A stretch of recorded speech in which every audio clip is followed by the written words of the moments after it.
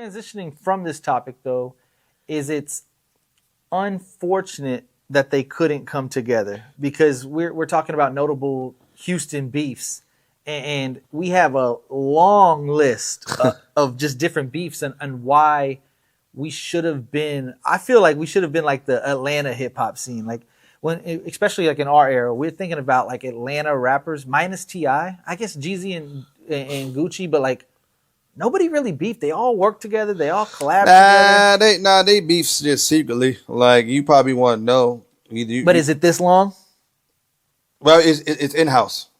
Okay. It's in house. So there's stuff that goes on, man. Like the fact that Paul Wall and Chamillionaire beefed, and like people have to pick sides. And I remember, like you probably remember this. Like Lil Flip went against T.I. Mm-hmm. And although T.I. is not from Texas, he was repping Texas. He was like, "You're not the king of the South. Scarface is the king of the South." And he put Texas and Houston on his back, and he was like, "Bro, you're not. What are you talking about? Scarface, the king of the South." Scarface then went on and said, "Hey, I don't want the title. I don't remember that yet. If he calls himself the king of the South, he's the king of the South." In my opinion, that was a huge slap in the face to Lil Flip because he's going to bat for you. And I get that he didn't want that praise or whatever, but he could have been like, "I'm out," and just stayed neutral. T.I. then comes to Houston. He makes tracks with Slim Thug. He makes tracks with Paul Wall. And it kind of just makes a huge divide line. Well, but he was already working in Houston because Three Kings came out before that. Are you sure? Was it? I think it was. I would challenge you. Was it before or after that? It was after that. It was? Okay. It was after that. But I think he was probably doing some groundwork in Houston. But yeah, that was definitely a notable time. But I think that a lot of fans turned on Flip during that time. I mean, and just to be absolutely clear, Lil Flip, from every rapper we done talked about, he was my absolute favorite. I was obsessed with him. You're talking about, I remember he was on the Source magazine and I had it and I cut out and there's just different like pages and I'd cut out pictures. I had braids. I had like these little braids that he had because love Flip. And it was kind of hard not, it's the same. It's like, it's the modern day comparison is Drake and Kendrick. Going into that beef, I was so pro Drake. I don't fuck with Kendrick. That's one thing me and Flaws agree on. I don't like Kendrick. I don't fuck with his music that much. I was pro Drake, and bro, he done made me a believer. Now the Paul Wall Chamillionaire, that's one beef I don't like to talk about. Nah, man, we could talk about it, but it wasn't. I mean, it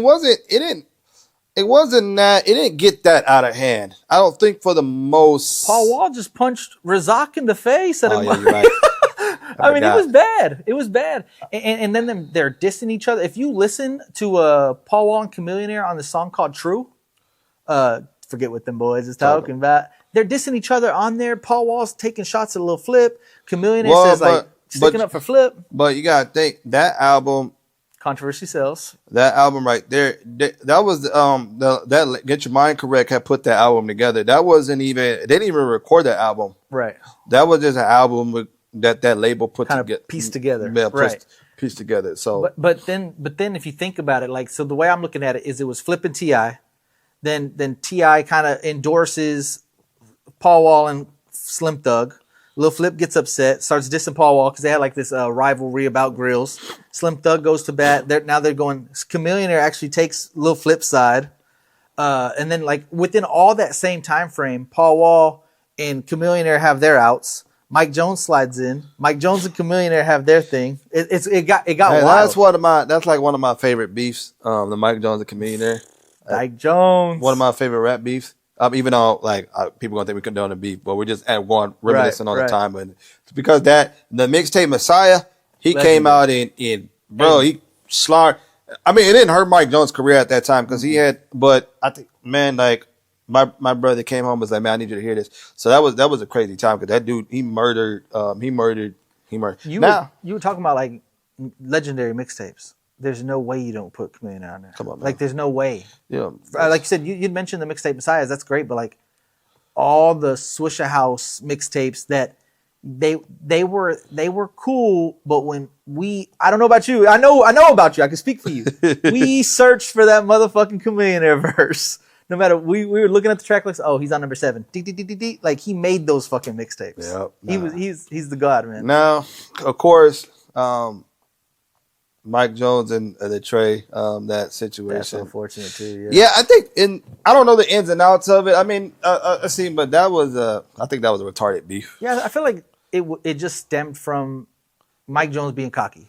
Mike Jones being cocky, and then I think of course, Trae with his ties and his representation of Houston, and Mike Jones was at this, and you have Trae who is the people's champion in a sense for the city. Right. So the kind of the egos and whatever happened.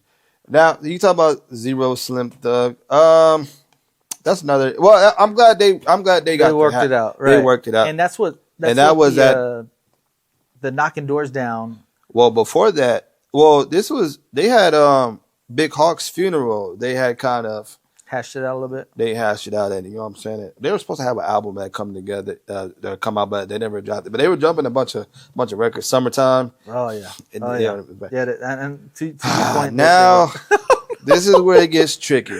No, this is one that hurt. More relevant than the rest of these beefs. This is one that I think it hurt the Texas fans as a whole. Yeah, big time. The Zero and Trae, because them dudes made magic together, and I was kind of really upset to see, even though it's old, and of course we don't have to dive into it, but just the whole thing that happened, it's kind of upsetting, man. It's especially and a lot of people were mad at Trae, especially fans, because it's like, man, like y'all were, and now they've always had friction.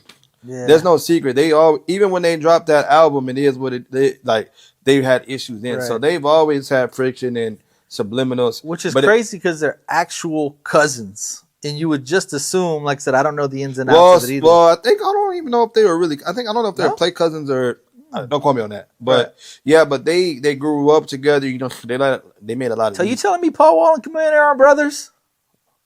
They might be now.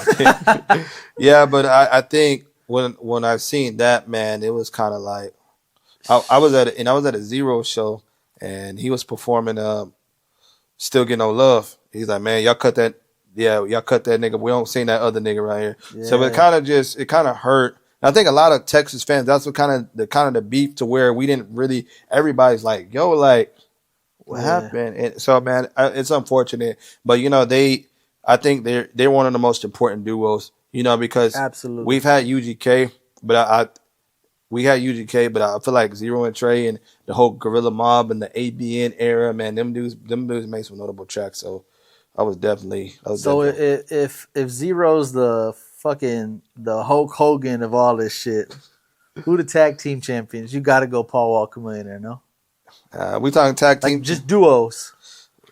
Like Bun and Pimp. Bun and Pimp would be a good one. Yeah, Bun and Pimp. Yeah, I don't really have an argument for that. Bun and Pimp. I mean, they really as far as duos. I mean, they kind of really set the tone, and it really, it opened the doors for the Pauls and Commanders, the Zero and the Traes and the Pauls and Cam. So definitely, UGK, man. Yeah, I agree. All right, well, look, folks, it was your man Jay Ross with Weekly Views on my guest right here. J.Hen, baby, on Wax Podcast. Come check us out. Hey, man, y'all make sure y'all look out for this episode when it drops.